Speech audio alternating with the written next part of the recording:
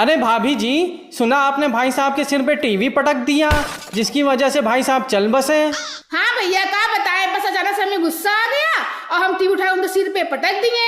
गुस्सा तो बहुत बुरी चीज है भाभी जी, अब तो पछतावा हो रहा होगा। हाँ भैया, पछतावा तो हो रहा है। पूरे 56,000 का टीवी था, अब सीरियल देखने पड़ोसी का जाना पड़ता है। अंकल सुना आप हिस्ट्री टीचर हो, थोड़ा हमें भी हिस्ट्री सिखा दो। ए पागल है क्या तू? अपन हिस्ट्री टीचर नहीं, हिस्ट्री शीटर है। अपन कट्टा बंदूक चलाता है, हिस्ट्री नहीं सिखाता। तो अंकल वहीं सिखा दो। हिस्ट्री का टीचर नंबर नहीं देगा तो कट्टा बंदूक दिखा के नंबर ले लेंगे। सुनो, कहाँ है भैया? हमारा 5,000 रुपया कब वापस करियो? अरे कही दे भैया, हम लोग बहुत रईस लोग है। इतने रईस है तो 5,000 रुपया हमारे मुंह पे मरता काहे नहीं?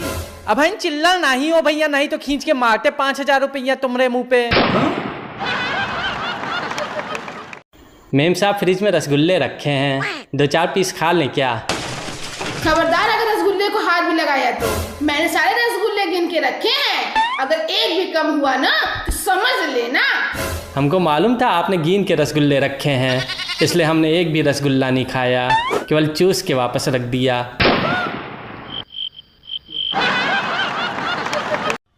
का हो कुकुर मुत्ते केहर जात है?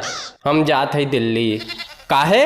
यहाँ सब हमें कुकुर मुत्ता कह के चिढ़ावत है। दिल्ली जाबे तो वहाँ सब हमें अंग्रेजी में मशरूम कहिए, मशरूम।